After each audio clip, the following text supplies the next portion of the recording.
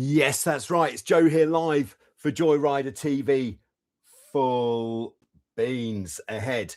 Yes, back with some more Q&A. Just getting revved up here to go to the Tornado European Championships starting next Tuesday in Lake Garda, Italy. Very exciting times. If you're able to get down to Campione on the west side of Lake, sort of northwest Lake Garda, Midwest Lake Garda, Italy next week, then come down and check out the action. Or if you've got a Tornado, there is still time to get your entry in. Yes, it will be the latest placed entry, but still you could get involved and do some good racing in the sweet winds of Lake Garda, Italy. Very nice. So in today's Q&A session, we've got a wide range of topics that we are going to be addressing. And I think I'm going to steam straight in with the first preloaded question, which is from which is from Charles, I believe. Oh yeah, it is from Charles, who says, how can you get into some competitive racing?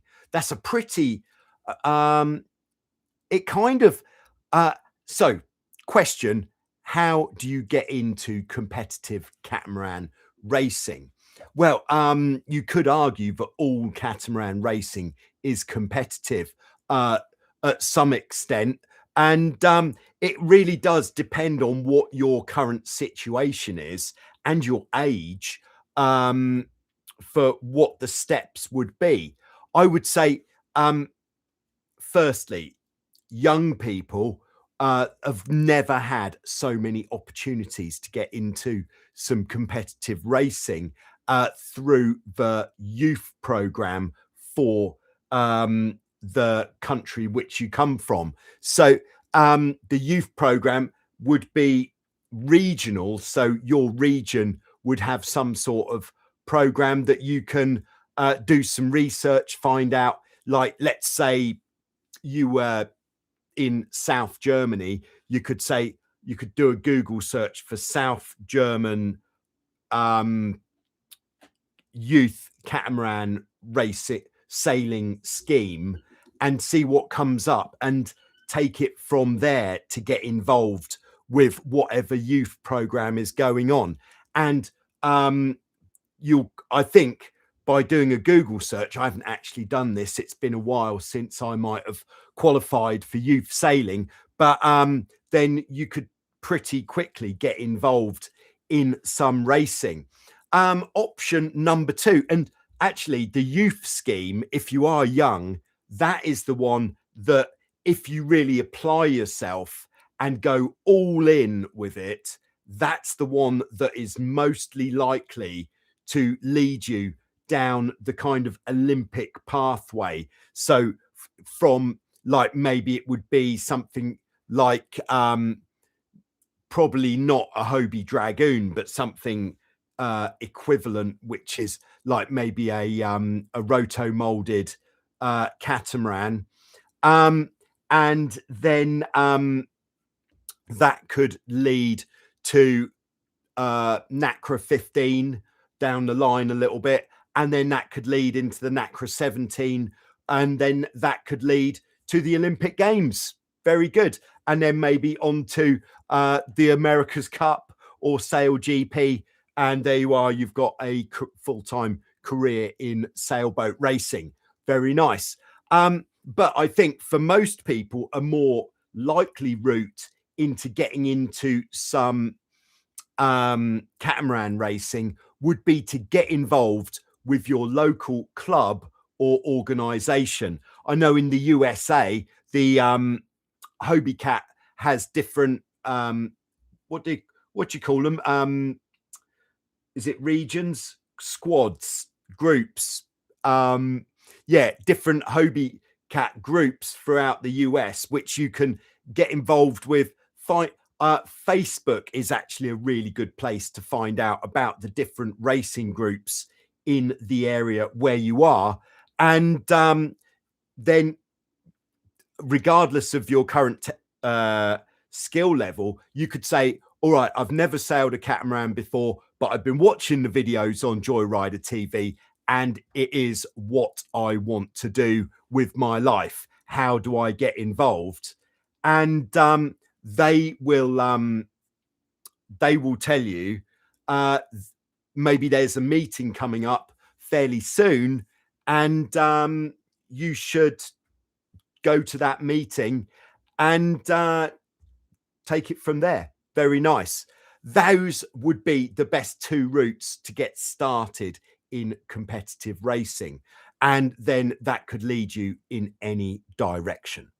Okay, so I'm going to park that one there. We could spend a whole 2 hours talking about getting into racing, but we've got quite a few topics to address. So jumping in to the live chat, just like to firstly welcome to Joyrider Academy channel member Demos. Great to have you on board, and I hope you get a lot from your Joyrider Academy membership. And then we've got Rita on board. How do you ask a question? I believe that was a question, actually. So yes, I think you've already nailed it. Ask a question by asking a question in the live chat. Just try to make it reasonably specific. So a question that wouldn't be specific would be, how do I do better in racing? A question that is specific is, when I'm racing, my starts are always bad. There we go. Okay, so I'm going to jump straight to Rita's question, because I have an idea about that. I know who this might be. So we're jumping the gun a little bit here in the way that things are. Okay, but Rita, who I believe might be Vihan, who is watching from Nikiana on the island of Lefkada, who happens to be a future Olympic sailing superstar who I've been coaching recently, has asked the question, are insect bites worse at sea? This is a good question, because I have got some experience with this.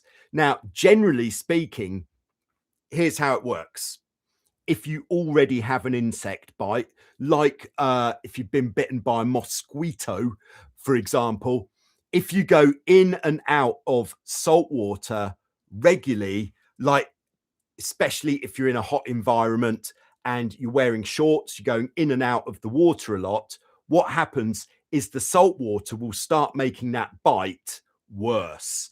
And it will go from being a bite, which is reasonably irritating, to an actual small hole wherever that bite was, especially in the legs, I find, or ankles. That's where they like to get you. What can you do about this is every time you come out of the water, rinse where that bite was with fresh water, and then put on some sort of antiseptic, like a betadine type thing, or better still, probably illegal in a lot of places, but out here in Greece, don't know if it's still allowed here, but mercurochrome really saved my legs when I was a young sailing instructor with these holes in my legs from insect bites. So that is number one. Number two, are insects more likely to bite you at sea? I find that horse flies, they look like flies, but they're more kind of green. I think they like you when you've got a nice wet saltiness. It makes you delicious. And horseflies, pretty nasty, because they actually bite you properly and take a lump of meat out of you. Very small lump of meat, but they actually eat you in small pieces. So there you go. I hope that is helpful. Right, back into the order of the live chat. So scrolling up. But great to have you on board, Vihan, and everybody else who might be watching in your house at this time. All right, we've got Jesse on board. Says, good day, everyone, from Albany, New York. Great to have you with us. We've got Bobby Bruce on board in Pennsylvania.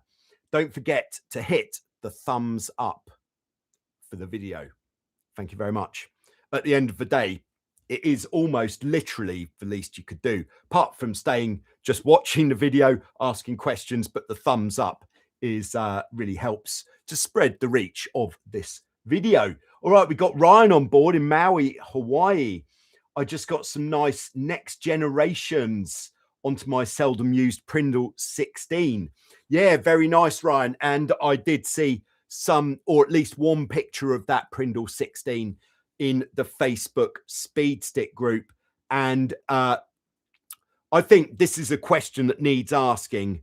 Who does better sail colors? Granted, Prindle stopped producing boats a long time ago, but back from, let's say, from the 70s and 80s and into the 90s, who did the better sail colors? Was it Prindle or was it Hobie? If you're watching this later on, put it in the comments, because we want to know. In fact, I might even see if I can put a poll in the comments to see who thinks what is better for sail colors. I think the Prindle sail colors are pretty good. There we are. All right. So Ryan continues. The next generation of Prindle 16 sailors are having a good time and the boat is getting some action. We're going to buy some nice multi-boat shots racing the bay soon. Oh, get some. Yes, very nice. Look forward to seeing those. All right, we have got Sean on board, who says, okay, did I miss something here? Because Sean seems to be, oh, right, okay. So in the very specific questions, Sean says, so downhaul tight upwind and release on the downwind leg on spinnaker. Yes, that would be if you're sailing in a heavy wind. So I've actually just got in this year's Joyrider calibration stickers. Very nice. I think you'll find. So the Joyrider calibration stickers, everybody who is attending the Hilton Head events will be getting a pair of these stickers to stick on the mast of your boat. So whether you're going to the F18 America's Championships, which is it's coming up pretty soon, actually. When is that? I'm just looking at my flight dates, which should give, I think that'd be September 16th, something like that, for the America's F18s, or then for the Hilton Head multi-hull regatta, which would start, I am guessing, about the 22nd of October. Downhaul stickers. Yes. So downhaul, what we're doing is in, just to really tell the story, is in light winds, we are going to have the same amount of downhaul on upwind and downwind, whether you're using a spinnaker or not. So if you're sailing light winds, what we want to do is establish the minimum amount of downhaul. I'm not going to go into this now, but what we're doing is we're taking the creases out of the mainsail. So what we'll find is got quite a lot to go through today, which is nice. Is before there's any downhaul on the mainsail, we'll have these horizontal creases in the sail. And then what we want to do as our minimum downhaul setting is we're going to pull the downhaul on, which is going to pull all of these horizontal creases out of the sail. Once we've done that, we can establish what our minimum downhaul setting is. And then a good idea would be, if you've got a calibration sticker like this, put if this is the bottom of your sail, there's the tack. Maybe put a line with marker pen on your sail where one lines up, and then you know that that is your light wind downhaul setting number one. And if you pull the downhaul on beyond that, your mainsail is then going to become more efficient for stronger wind. So as we get into conditions where the hull starts lifting, we'll then pull the downhaul on more. Easier done like this in this context, like maybe to number 2. That is going to flatten the sail. It's going to move the center of effort down and forwards, making the boat drive forwards more as the wind gets stronger. Then as the wind gets stronger, we'll pull the downhaul on more, maybe to number 3. And then that is going to flatten the sail more, move the center of effort further forwards. So if we've been pulling the downhaul on for the stronger winds, then yes, we are going to release the downhaul back to number 1 for our downwind spinnaker leg. Or if you're sailing a boat without a spinnaker and you really want to get maximum performance out of the boat on the downwind, then we're also going to release it to number 1 to get the most curve into the mainsail. All right, there we go. I'm going to park that one there, Sean. Hope that sounds good. All right, and then Sean continues. How does the crew use the downhaul to depower the main on the upwind leg? Yeah, exactly as I've said there. But on a boat like a Formula 18, you're going to be working the downhaul more consistently. So when we're sailing along, as the hull starts to lift, if it's lifting beyond the point that we want it to lift to, here we go. Here's our hull lift. What would you call it?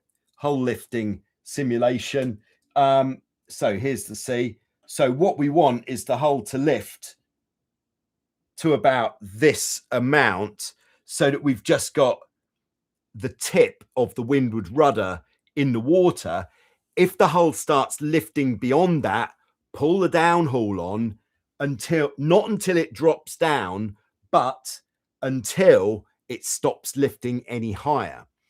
And then that will mean that in that gust, you'll be sailing much, much faster.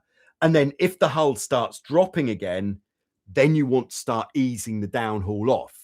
Now, if you can see on the water, you're about to sail into an area of less wind, ease the downhaul before you enter that area of less wind so that you maintain your power as you go into that lull. There we go. All right. Just hydrating a little bit. So I get a bit of a shadow from the microphone. All right. So next in the live chat, we've got Ian on board. Nice to have you on board, Ian. And Ian says, any tips or stories from your MiniCat you can share? Stories. The MiniCat is an inflatable catamaran, would you believe? Which makes it much more practical for sailing if space or transport is an issue. Part of what I'm doing with Joyrider TV is promoting catamaran sailing as a whole sport. And part of that sport is inflatable catamaran sailing, because I really do believe that there is a place for these inflatable boats. And that place is for people who would have the choice of it's an inflatable boat or nothing, because storage is an issue or transport is an issue. So the inflatable boat's really good, really fun. When the wind gets up, you could argue just as much fun as the fiberglass boats. Granted, not as fast, but just as fun, because it's all just kind of like context. It's all just the contrast of light wind to strong wind. When the wind picks up, you get that windward hull lifting like that. Doesn't matter if the windward hull is inflatable or fiberglass, still feels great. And these inflatable boats, especially the MiniCat range, the 420 is my weapon of choice. It just goes so well.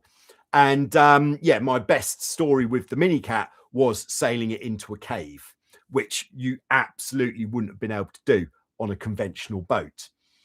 Do you top up the floats with air while you're out there? Also, the MiniCat worldwide upload button may be broken. Oh, do you mean the Joyrider worldwide upload button? Yeah, let me know if you mean the Joyrider worldwide upload button, Ian, and I'll see about doing something about that. But no, I wouldn't top the boat up with air while I'm sailing or in a day. If I've pumped it up once for a day, then that usually I would leave that for the week. Maybe if I've sailed the boat in a really strong wind, which is going to flex the hulls a lot more, I might just check the pressure rather than actually inflating it. Now, I'm using a really, really good electric pump for mine, which is from Tow Pump or Top Pump, which has got, it's really quiet. And on one charge, I think you could pump up 4 boats with just on one charge, which is pretty remarkable, and it's small. So there we go. That is the MiniCat story. All right. Vihan says Annika is here too. Hello, Annika. Great to have you on board in the live chat on Joyrider TV. All right. Sean says, how much mast rotation prevents the mast breaking on the Nacras 17 with spinnaker? Now, I'm not going to answer that because I don't know with any amount of actual evidence to back it up, and I wouldn't want to be responsible for the breaking of a spinnaker.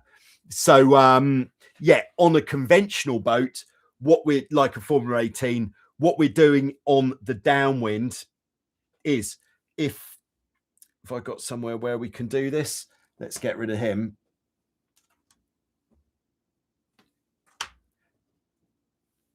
With our adjustable mast rotation,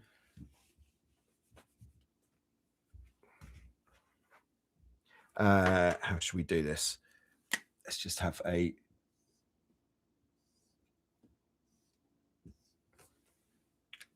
on the upwind. If it's, and it's only really when it's windy that personally I'm adjusting the mast. Like if there's enough wind to lift the hull. If there's less wind than that, I'm leaving the mast rotated just behind the leeward shroud the whole time. That's all I'm doing. But if it's windier, once we're lifting the hull, bringing the mast in a little more so that the back edge of the mast is pointing kind of halfway between the shroud and the back beam. And then when we turn the corner to go downwind, releasing the mast rotation so the mast goes all the way out. And then, of course, on the next upwind, pulling it back on. But because of the ridiculously high speed and high apparent wind angles that you'll be sailing on the Nacras 17, this may be different. So, but I haven't got the knowledge to answer that. All right, continuing. Where are we? All right, Elliot is on board in San Francisco on the west side of the USA. Great to have you with us, Elliot. All right, Sean says, I need that sticker. In that case, you need to get to one of those events. But I'll see if I can work out a way to get stickers in the post. Because posting stuff is clanky at best from here. All right, and we have got Fast Photo on board. Oh, it's River. Hello, River, from Miami, Florida, USA. Great to have you on board. Coming down to Florida soon for my first ever time, which is very exciting. I think I'm flying to Florida on, maybe it is September 17th for the Sail GP event, which is going on near to Pensacola, Florida. I know, not particularly close to Miami, because America's a big place, so I've heard. All right, where are we up to? All right, Vihan says, what are the hardest catamaran knots to tie? The hardest knot to tie, Yeah, that's a tough one. Depends which. When it comes to what is hard and what is easy, the things that are harder are always the things that you do less frequently. If you do something a lot, it might be, to some people, it might be the most difficult thing they've ever tried to do. But because you do it a lot, you repeat this process many times, it'd be really easy for you. So I don't think there is actually one knot in particular which is harder to tie than others. It just depends on what your experience is with many different knots. All right. Elliot says, thanks for all your advice. It's been so helpful with my Nacra 18 infusion. Very nice. On the bay. Super scary, reactive, and speed I've never felt under sail. Keep it coming, bro. Thanks again. Yeah, great stuff. Glad to hear that you're having a good time on the infusion. And there is a lot more coming up very soon from the Tornado European Championships starting just next week, which will be on Joyrider TV. And I'll see if I can get a camera on the race leader's boat. But there are a lot of big guns coming out for that event. So I'm so excited to be mixing it up with these these guys. All right, Vihan says fastest non-foiling catamaran would be the Tornado, Bad Boy 94. The Tornado would certainly be up there, but I think people who sail the Nacra 20 carbon, the F20, would argue otherwise. So I'd say semi-foiling, which with the C-shaped boards, the Nacra 20. But I think there's still not that much of a non-foiling persuasion that is faster on paper than the Tornado. All right, we've got Greg on board in San Diego. Great to have you with us, Greg. Sean is saying, thank you. Still trying to figure out how to send a donation. Oh, all right. We can certainly do something about that in the live chat right now, because I have got a link that I can paste straight in. Yes, that's right. If you would like to support the Joyrider TV campaign going to the Tornado European Championships, I have set up a go get funding, like a fund me, help me with bit of sponsorship page, which I've just pasted into the live chat, which I'll try to remember to put in the video description as well for those watching later. All donations to the cause are extremely helpful because this has been so expensive already. Yesterday, I had to drive all the way to Thessaloniki and back to borrow a trailer because my trailer is sadly still illegal, no papers. And then I was offered to borrow a trailer from Hans, who's probably listening or watching from the Wild Wind patio. But unfortunately, we couldn't make the insurance work in Greece for a German trailer, would you believe? Really nice trailer as well. Sad face. But there's been a lot of insurance payments made, various insurance payments, which have been adding up as well as everything else. So thanks in advance for your support. All right, we got Alexander on board, who says, me and my friend believe that our tornado really feels really on or off with the power while sailing. Is there some adjustment to the stays that make the power more gradual when finding the right angle? Yeah, what I would do on the Tornado is the setup of the rig, I think, is probably where your boat is feeling a little bit perhaps less consistent. So what can we use here? We need a Tornado and we need the mast. And so first thing to set would be the pre-bend of the mast, make sure that your pre-bend is set with the spreader rake set to around 5.5 centimeters for general sailing, which would be if this is the profile of the mast looking from the top, and then this is the spreaders. Have I got two? Yes, I have. So you may feel like I'm rushing through this a little bit today, but I've got so many questions to go through that I'm spending a little bit less time than usual on each question, but each question is being answered, of course. And then, so we've got the spreader rake, which wants to be about 5.5, 6 centimeters.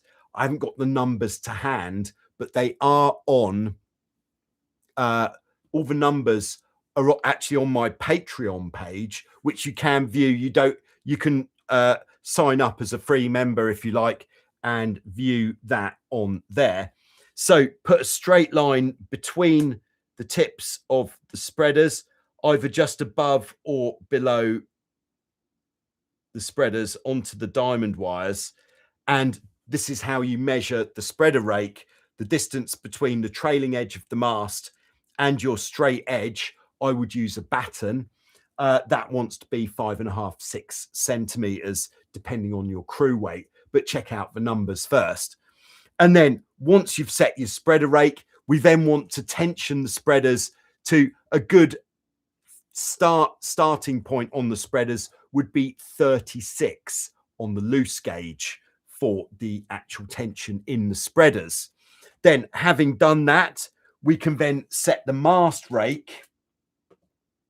And incidentally, these numbers are also the same for legacy or first generation Formula 18s, like a Hobie Tiger or a Nacra Inter 18 or a Dart Hawk, would you believe?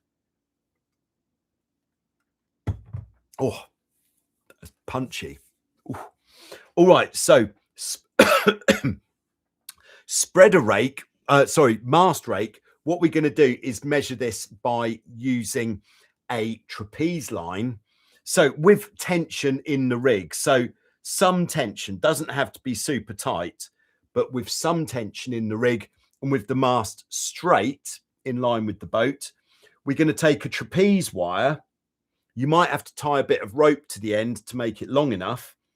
And we're going to take it forwards under tension, and we're going to touch it onto the clevis pin that attaches the bridle wire to the hull.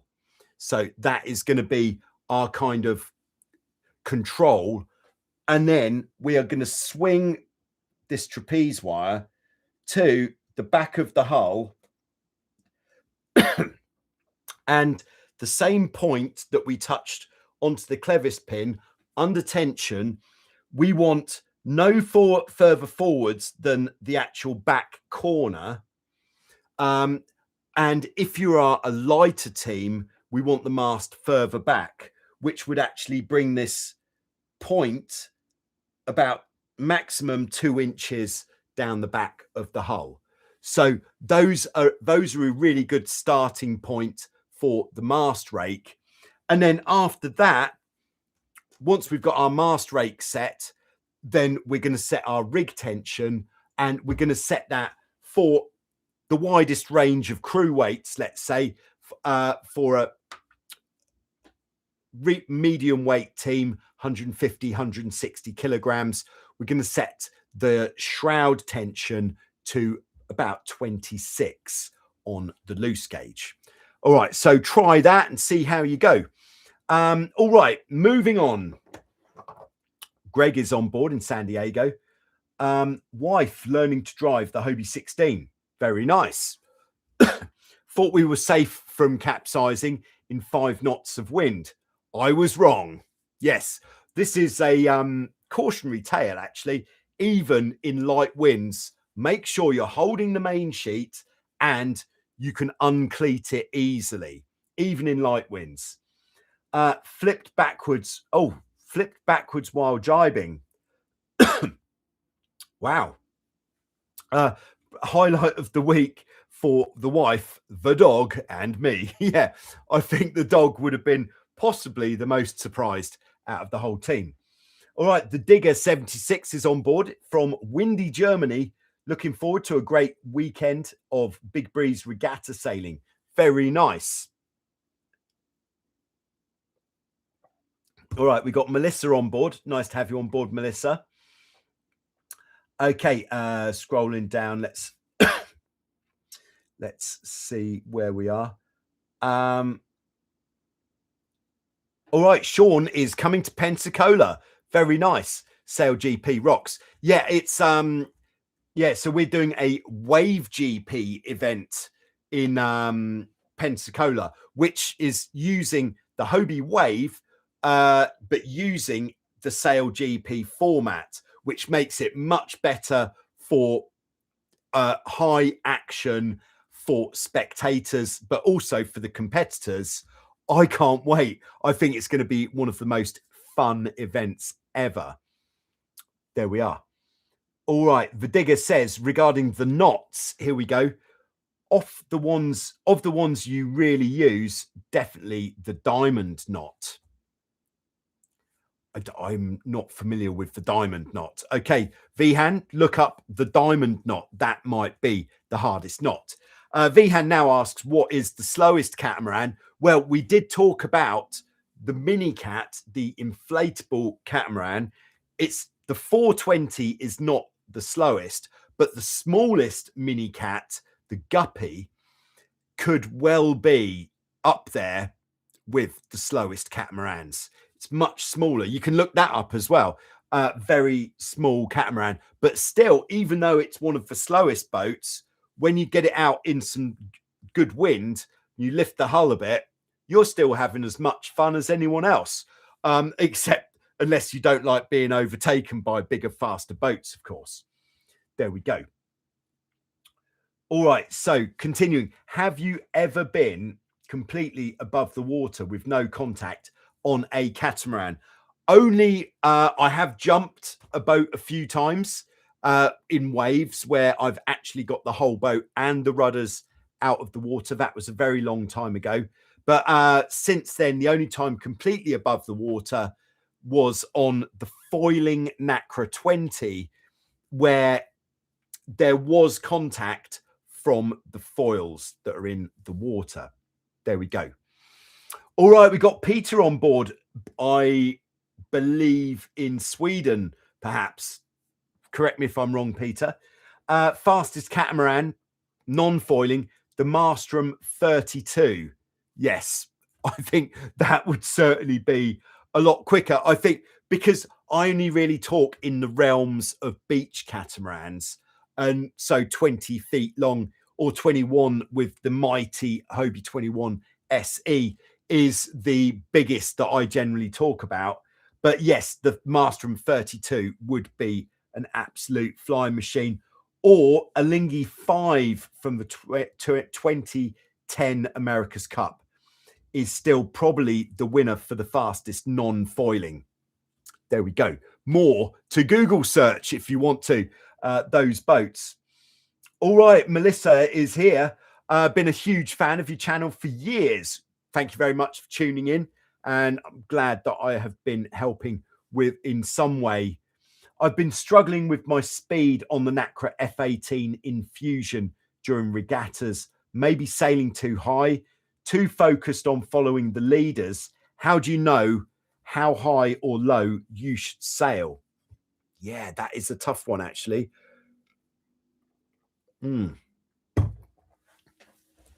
Yeah, certainly just following the angle of other boats.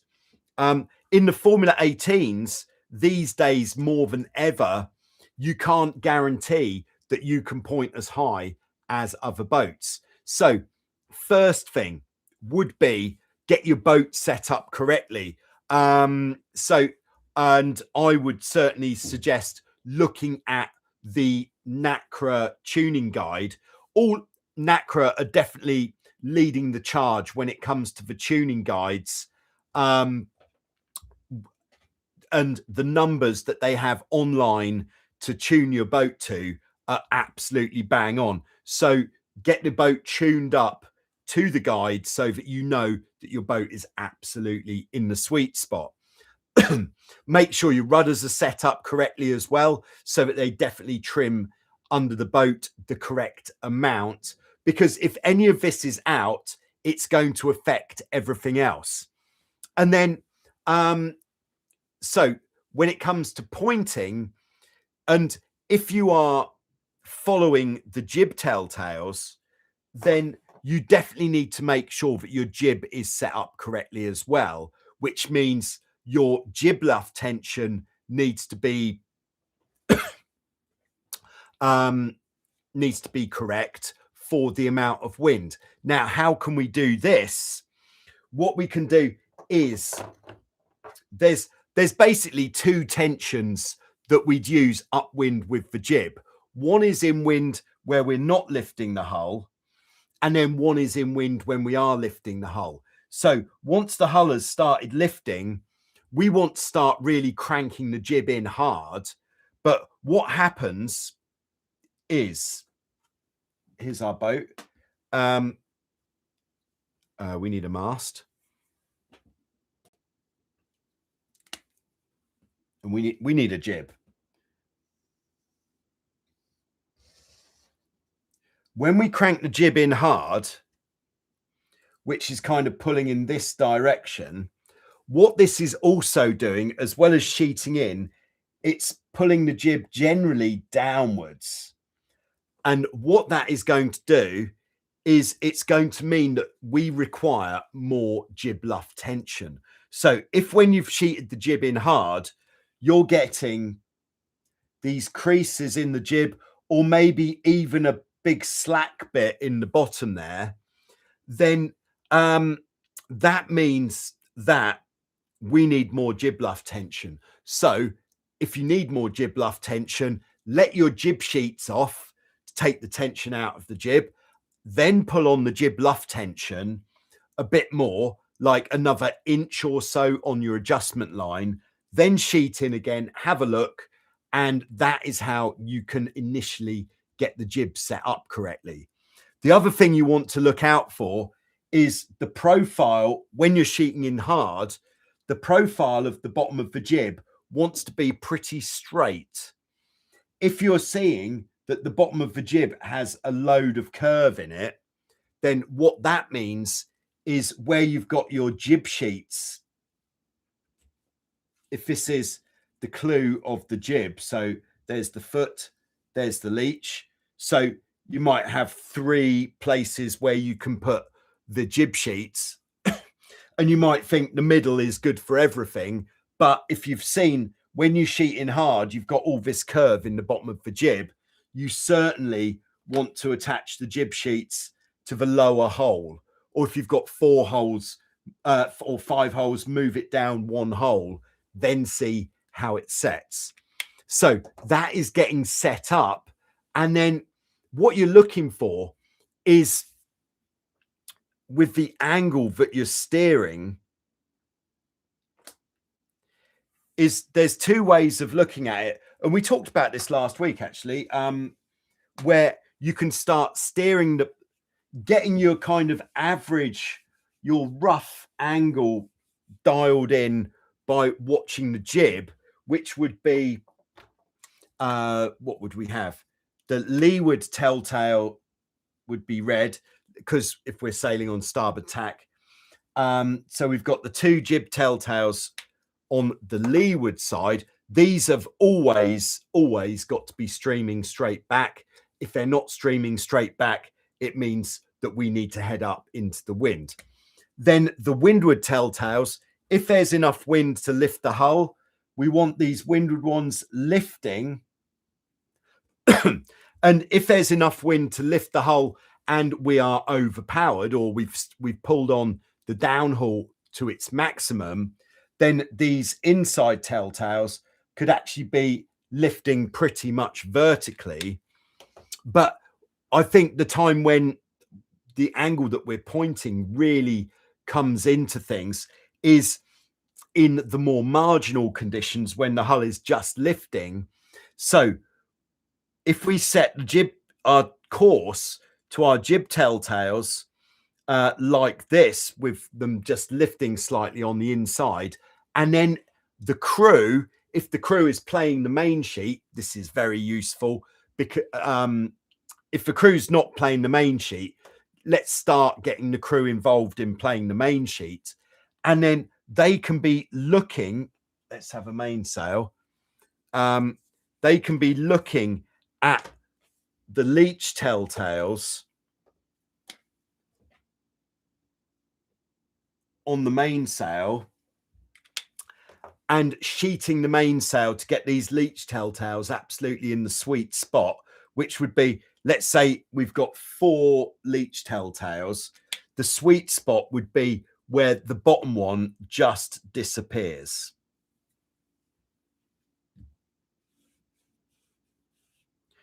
So that is where we want the mainsail sheeted to. So number 1, we've set our rough course upwind. Number 2, we've trimmed the mainsail accordingly.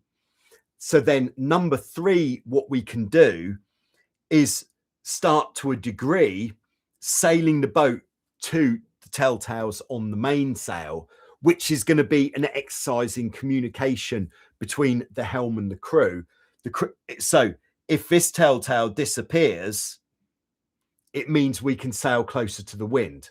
So the crew might say, all right, telltale number 3 has disappeared, just bring it up a little bit. And this is, of course, as well as the crew adjusting for power. But we're talking about marginal conditions here, not conditions where you're likely to be getting overpowered. So we can steer the boat watching the telltales. And then when this telltale comes back, we know that we are then close enough to the wind. If this telltale comes back, we know that we're a little bit too high and we'll probably start losing speed. So we'll bear away just enough to get that telltale to disappear. And then by doing this, let's do it as an exercise, you can then start to learn what your jib looks like when you're trimming the boat to these angles, and that will indicate to you the course that you should be steering. But if you're going upwind, flying the hull, and the hull starts to drop, then something we should do is move our crew weight forwards, press the bow, and bear away slightly to keep that windward hull out of the water, because having the windward hull lifted slightly is going to make a huge difference. I hope that is helpful. I'm going to leave that one there, Melissa.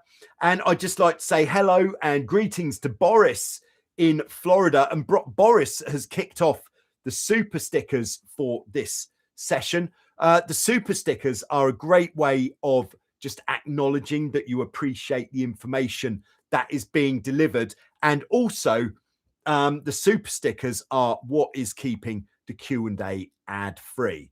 Otherwise, at times like this, an ad might pop up, which is quite distracting away from the topic. So thanks very much to Boris for keeping the dream alive.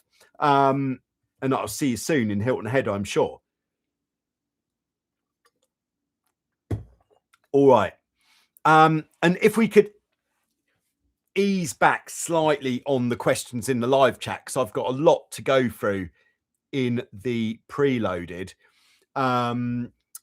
So go, and we've been going 48 minutes now. That's quite a long time. All right, Vham, what's your favorite sailboat? My favorite sailboat, I think, is, I've got 2, less than 18 knots of wind. It's the Tornado, Bad Boy 94. More than 18 knots of wind. It's the Hobie 16.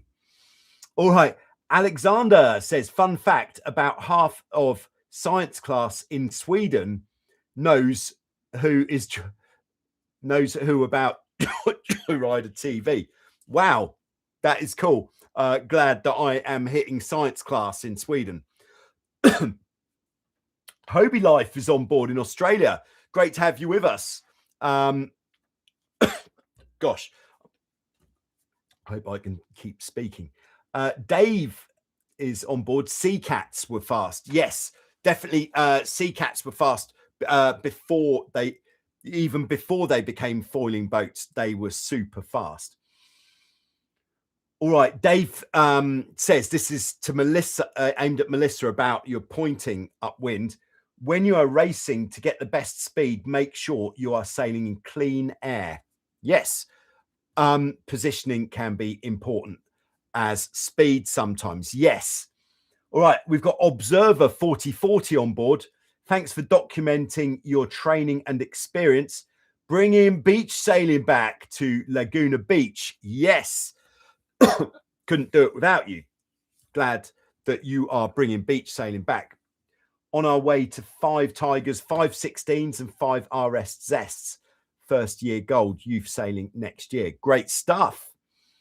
All right, Captain Shelby is on board. Hello, very late, but at least I made it before the end. Will you already be gone this weekend? Yeah, I'm leaving tomorrow just after lunch, I think, to get to the ferry port of Igoumenitsa in Greece, to get a ferry to Ancona, Italy, and then drive up to Lake Garda. And there we go. All right, Boris says a super sticker is a way to be grateful for so much shared knowledge. Thanks. Melissa says, thanks for the great insights. Yes, you're very welcome. All right. Gosh, I don't know how long I'm going to be able to continue for, actually. I've started getting the tickly cough back. If it gets too much, we're just going to have to call it a day. But we'll keep going because we've got some good information coming. And the next one for everybody who sails with spreaders, this is a good one. And this has come from Bart J. Sorry if I don't know how to pronounce your name. Bart says, just changed the spreaders, which we were talking about before. So what the spreaders do, if you don't know, is about halfway from the base of the mast to the hounds, where the rigging attaches. On performance catamarans, you'd have spreaders, which are these metal bars that stick out from the mast. And then we put tension into them on these wires called diamond wires, which push that part of the mast forwards, and they put bend into the mast, which affects the shape of the mainsail. Very handy. Now, Bart says, I've just changed my spreaders due to corrosion. All right. And so if this is, what would this be? This would be the mast lying down on the side with, here is one of the, in fact, I could do better than that. Let's use this guy as one of the spreaders. So not to scale, let's just say. So that would be one of the spreaders, and the other spreader would be like this. And then the diamond wires would go in a diamond shape like that. So Bart asks, how can I make sure that my spreaders are square to the mast? So what we're talking about is keeping them square. Maybe we'll be a little bit higher up. In fact, to scale, it would be a bit more like this. To keep them square rather than them being up slightly or down slightly. Well, I had to think about what is the best way of doing this. And what I thought was a pretty decent way of doing it would be if you take a fixed length straight edge like a batten, and you know, battens are all different lengths, but if you've got a batten which is of a length, which means when you touch it onto the diamond wire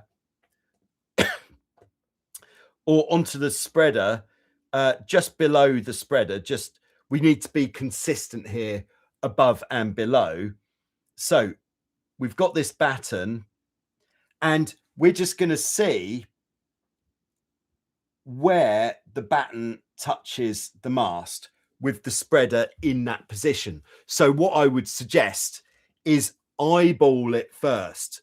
Look at the spreader. If you've got both spreaders on, look down one spreader and see that they look straight, and use that as a starting point, because most of the time you can do it just by eyeballing it. And then what I would do after this is put a mark on the mast. Yeah, putting a mark on the mast here. And then we're going to take the same straight edge and do the same thing above the spreader and put a mark on the mast here. And then we're going to take our tape measure and measure the distance from the mark to the middle of the spreaders. And if they're not the same, then we need to move just by a little bit of tappy the spreaders either up or down until we get them in the position. I'd use a whiteboard pen rather than a marker pen to make these marks, and moving the spreaders either up or down until the distance is the same. That is what I would do. There we go. All right, I'd just like to say thanks very much to Alexander for the Swedish super sticker. Thanks very much. Keeping the Q&A ad-free and showing your appreciation for this amazing knowledge that is being shared right now. Thank you very much. All right, so back into the live chat. Where are we? All right, Boris says, with my new sails, the mast bends a little with no downhaul on, of course, more when I crank it. Is this normal? Yes, absolutely. Yeah, the mast would bend a little bit if you have no downhaul on at all, just from the pressure in the mast. But of course, when you pull the downhaul on, part of the purpose of the downhaul, if this is our mast still, is to actually bend the mast. And then on these boats with spreaders and the diamonds, part of their purpose is actually to make it easier to get the downhaul on, because we've already bent the mast somewhat. But even on a boat like a Hobie 16 without any spreaders or diamonds, we're still going to be bending the mast using the downhaul, and that's going to help us to flatten the sail. Okay, Boris says the bolt rope is curved on the sail when it's lying on the floor. Yes, so that is certainly going to put a bit of bend into the mast initially. And the reason that the bolt rope, the front edge of the sail, would be cut with a curve in it is because when you put a straight edge against a curve edge, it's like if you're making a cone, that's how you put curve into the sail. All right. Continuing. All right. So I've got a question from Michael, who says, channel member here. Nice to have you on board, Michael. Just got my first Hobie 16 this season and loving it. Very nice. That's a life-changing event. I've noticed that in lighter wind with my jib fully sheeted in, that I cannot get it close enough to the wind to get the leeward telltale streaming in many cases. Does that mean I just need to ease the jib a bit, or is there another problem stopping me from getting close enough to the wind? All right, does everybody understand the question? Jib sheeted in tight, but with the jib sheeted in tight, Michael is finding that, here we are. Oh, we have fallen off. If we're sailing on a course like this, what is this? Port tack, which means windward telltale is red. So that would be flying straight back. But the leeward telltale is dropping or flying around or not flying straight back, which means that what we need to do we definitely want to get that telltale working, which would generally mean turning the boat closer to wind. But Michael is finding that if he turns the boat closer to the wind, he's running out of power and it's not happening. So what can we do? I would guess, without seeing what's going on, that this problem is coming on from a lack of main sheet tension. This might just be a straightforward not sheeting in hard enough, because if you don't sheet in hard enough, what that's going to do is mean that as you turn the boat towards the wind, like if you've got no main sheet on at all, as an extreme example, we can sail on a reach, but as we get to here, the boat is going to be pretty much stopped by then. So we need to make sure we've got tension in the main sheet. But what if you've got your main sheet pulled in as tight as you can and you're still not able to go up anymore? Then I would say it is a boat setup issue where the mast is too far back, which means the gap between the boom and the mainsail is too small, so you can't actually get tension in the main sheet. So you need to bring the mast more upright so that you can get tension in the main sheet. If it's really, really easy to sheet the main in, then your mast is too far back. Or perhaps it could be that your sail isn't hooked in correctly at the top. So make sure your sail is at the top and you can sheet in. All right, there we go.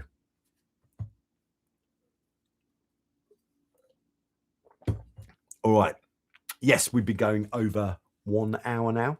By the way, great time to chuck in a super sticker if you want to show your support in that way. Hit the thumbs up, the like button, I believe it's called, with your spare finger, which is nice. Thank you. Thank you in advance for that. Okay.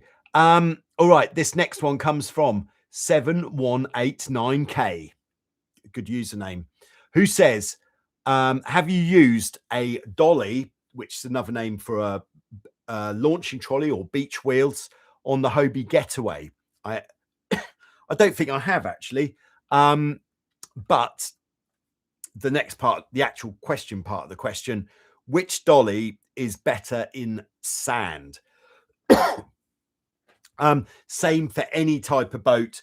For sand, you definitely want to have the trolley with the biggest wheels. And that is all there is. Just the biggest wheels.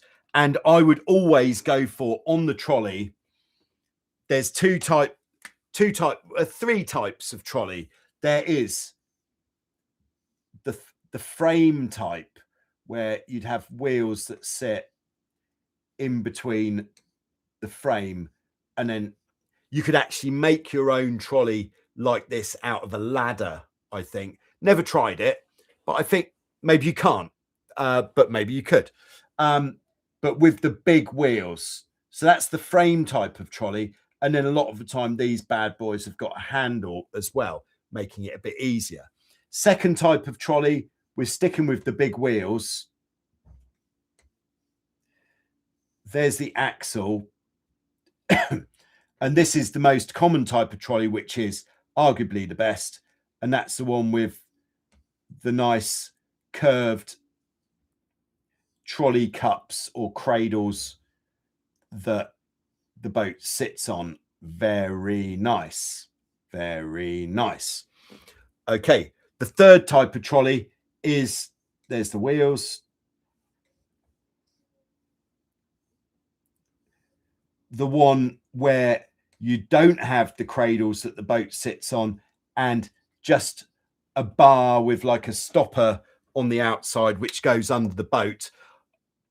I don't like these ones because they don't stay in the right position, even if you tie them on. If the ones with the cups are the ones, I think. Thank you very much. All right. So Scrolling down in the preloaded. What have we got here? All right, so next one is on, this is from Dan, who I am guessing is in the Netherlands, judging with the spelling of your name.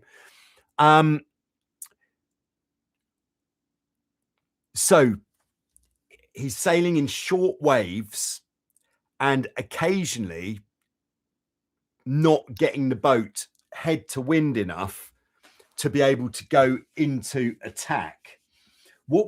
So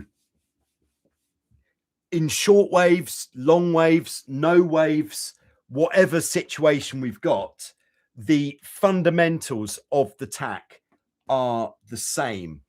What we're trying to do is, if we need our tacking to become more indestructible, that's one of the new criteria in my coaching, by the way, indestructible tacking. So you will never fail a tack ever again. So what we're doing when we're tacking is we are we are actually doing, if this is our normal upwind angle, then before we go into the tack, what we're going to do is we're going to start sailing the boat just for a few boat lengths at an angle which is closer to the wind. There's this great, let's call it a rumor, that before you tack a catamaran, you need to be going really, really, really fast. This is not actually the way.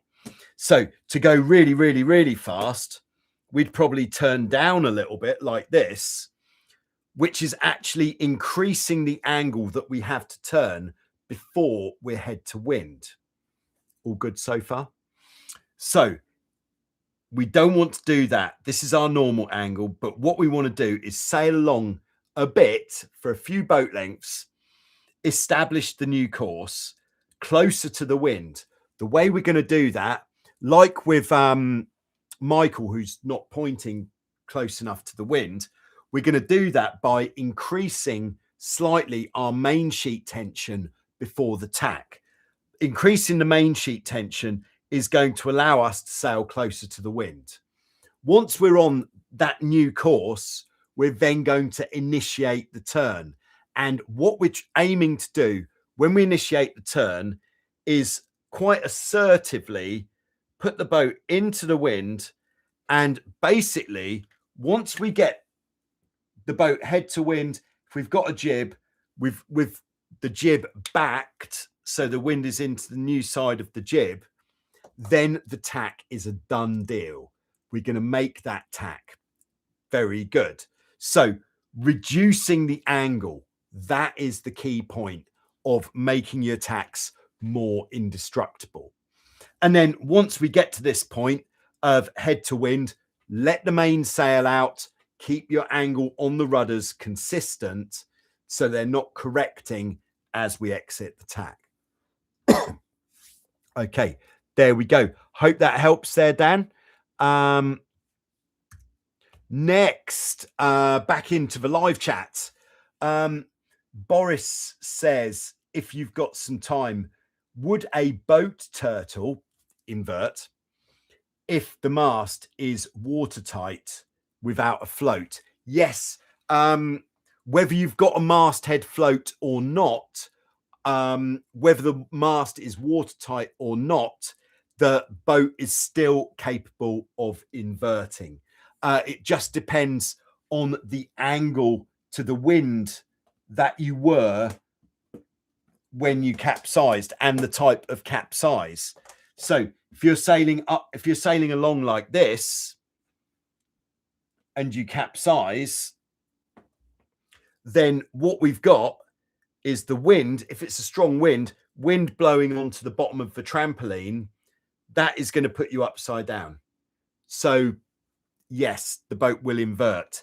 If your mast is leaking or it's got water inside, the boat is going to invert quickly. So that is why water in the mast is potentially dangerous, because when the boat inverts, there is always a chance that you could end up underneath the trampoline.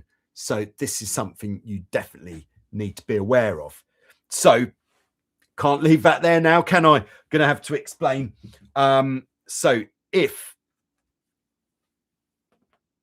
your boat is on its side, let's do it as we just had it. So there we are. We've capsized.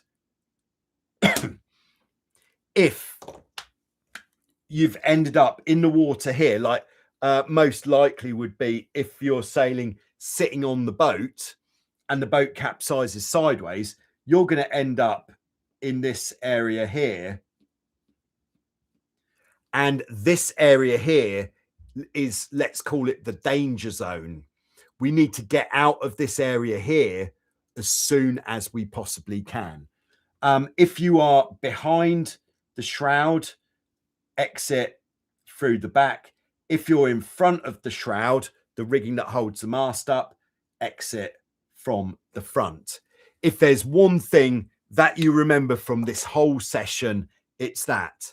Because if you linger in this area after a capsize, if the boat inverts, that's going to put you in a dangerous position, which is potentially underneath the trampoline. So you do not want to be there. So should really finish this here because this is massive. This is the thing that's going to make the biggest difference if it happens. All right, just like to say hello and thanks very much for the super sticker to Hussein in Egypt. All right. Okay. Charging onwards. God, finished me drink now. We're in the danger zone. Got nothing to moisten with. Okay. All right. So we got Sebastian on board.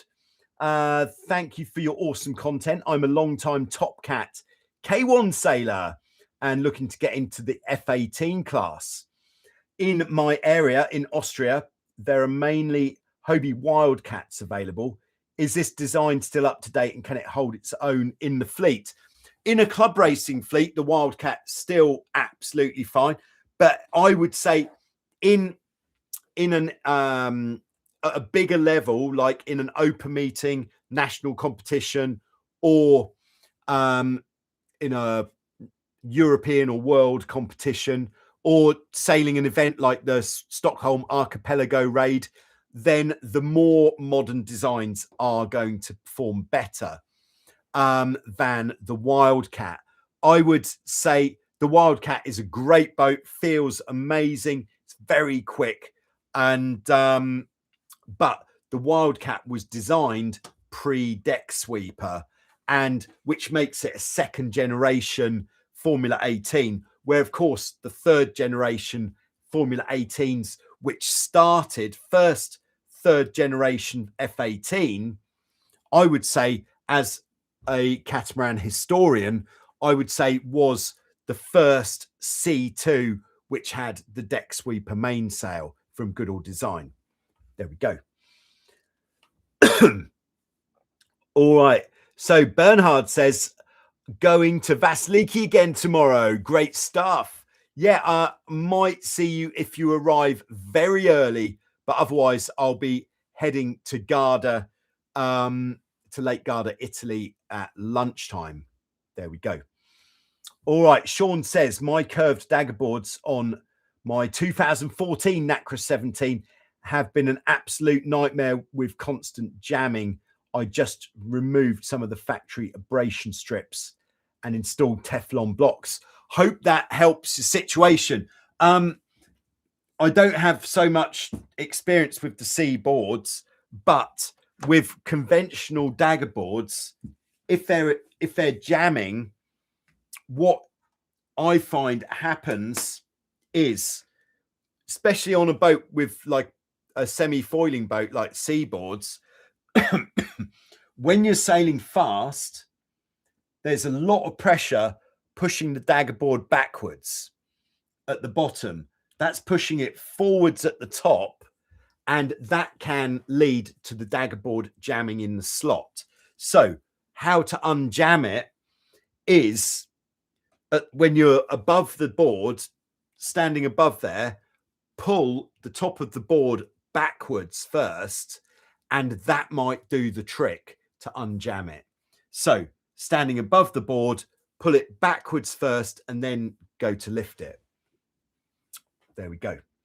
All right, so Jens is on board. Hello, Jens. Great to have you on board in Germany. Okay, nice. Hussein is on board, as we've said hello. Sorry I'm late to join. I advise everybody to take a look at Joe's new training program. Yeah, if you want to really boost your catamaran sailing knowledge and level and experience and this new coaching program, one of the things that I thought was that Olympic sailors have so much coaching to make these tiny little incremental improvements in their sailing, which is going to make the difference at an Olympic level. Whereas for a lot of sailors, there are many more sailors in the world who haven't sailed before or who have sailed a very small amount. And why can't they have the same level intensity in training if they are sailing with a coach? So like maybe you've been sailing for a few months and you kind of getting the hang of it. You're still intimidated when the wind gets up, and it maybe even feels like you are no longer in complete control when the wind gets up. Or perhaps you've been sailing a bit longer and you want to get to the next level, which might be helming on the trapeze with confidence. Then that's the essence of this new coaching system that I have kind of outlined, which is where the main sort of crux of it is that I come to your place or you come here, you have a week's intensive coaching, and that saves you. Maybe if you were quite a new catamaran sailor, that might save you 2 years or gain you 2 years worth of experience in 1 week. That's the idea. So it's really giving you an absolute turbocharge. Yeah, so there we go. Yeah, thanks for bringing that to my attention to remember to speak about it. All right, back to the preloaded, and this one comes from Matt in Japan. If you haven't seen it, check out Matt's video from Japan on the Joyrider Worldwide YouTube channel. It is absolutely stunning. It's a very well put together video, and I think anybody who is looking to make a video to contribute to Joyrider Worldwide would do well to take Matt's video as almost like a blueprint of how to make a nice looking video. Granted, being in paradise in Japan does make it a little bit easier. But Matt's question is, can anybody confirm that injecting resin to fix the soft spots actually makes the hull structurally sound? Someone's told Matt that it doesn't necessarily mean that it's strong, and most people just put the boat in the bin when it goes soft. Yeah, I would say on the deck, if you inject resin into the deck to stop it being soft, yes, it will make that area that you've injected much stronger. But I think it depends on the area of the deck.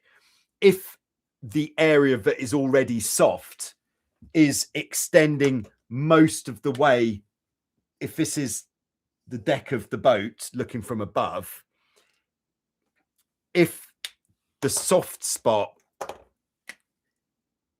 is like this big, then injecting is fine as a solution in terms of seaworthiness afterwards.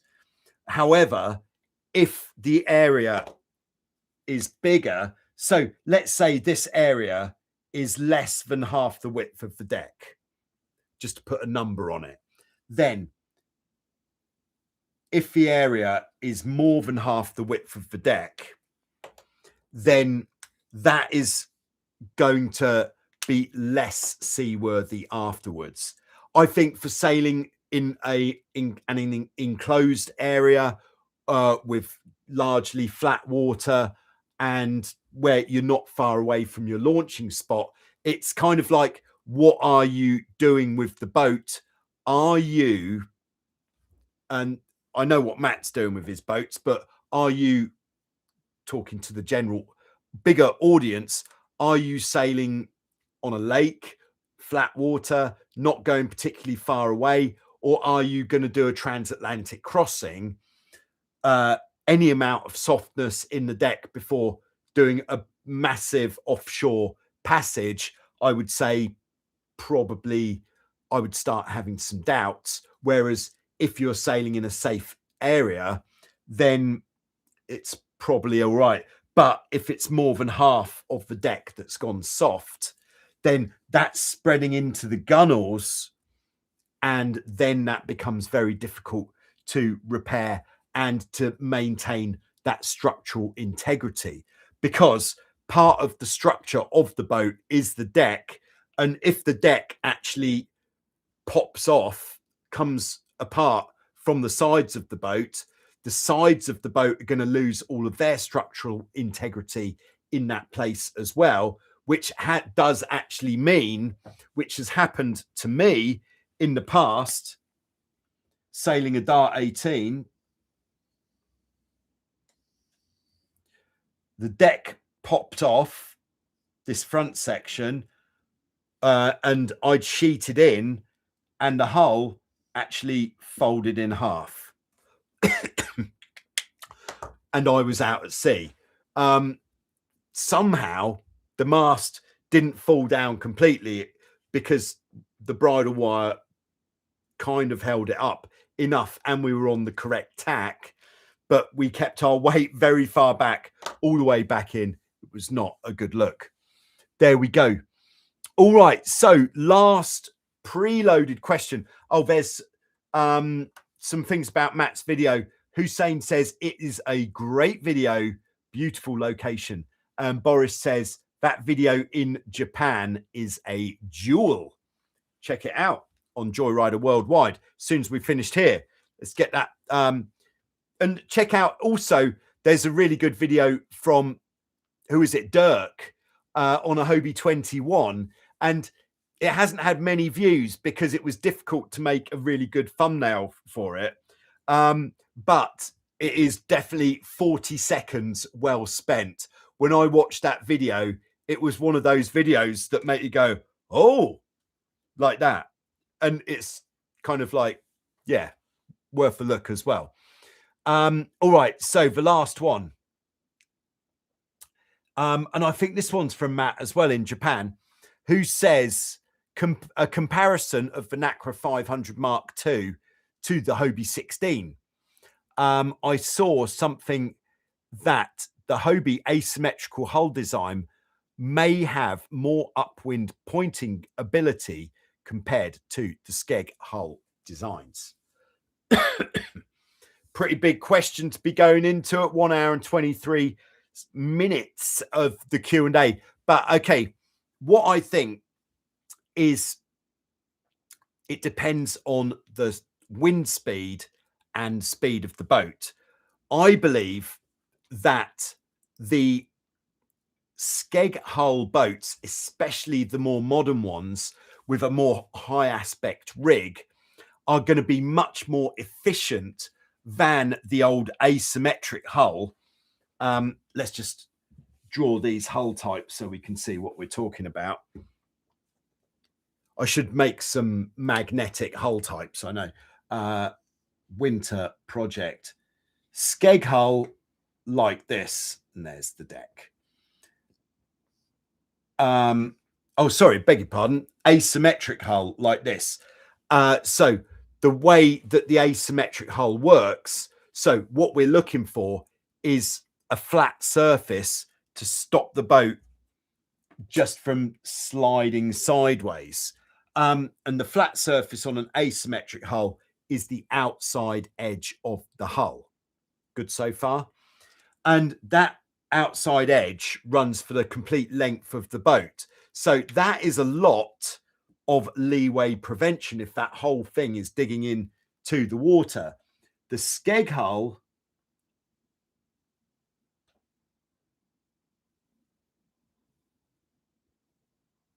like on a Nacra 500 Mark II, Nacra 570, on the Top Cat Dart 18, on the Hobie Pacific, Hobie Getaway, Hobie Wave, many boats using the skeg hull, because the unique selling point of the skeg hull is it is very, very user friendly. It's the easiest type of boat to use.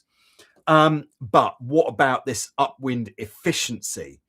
In a light wind, the skeg hull is going to be more efficient and give you better performance than the asymmetric hull. The asymmetric hull needs more pressure from the side, from this side, which you'll get when you start loading it up with power. And that extra pressure is what is going to propel you more upwind. And that is why when it's double trapezing conditions on a Hobie 16 and you're able to lift the hull, then the Hobie 16 is going to perform better relative to a skeg hull boat.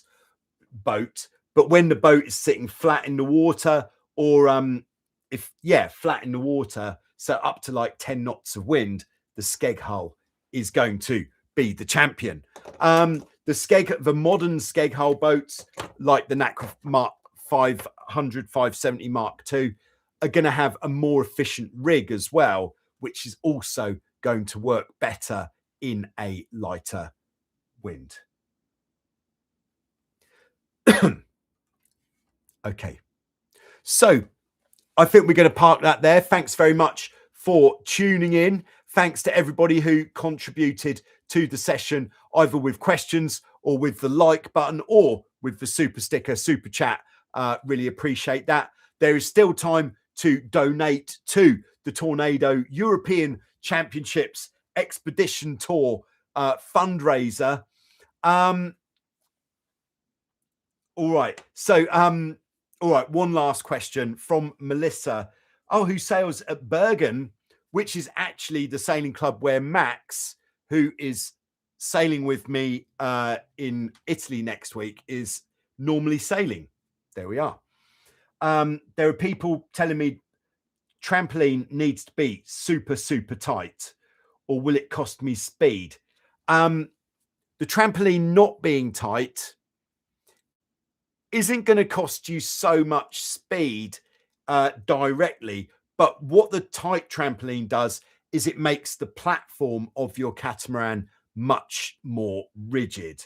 A rigid boat where both hulls are moving completely in unison is going to be quicker than a boat with independent hull movement, where some of the power, the potential speed, is being absorbed by that independent hull movement.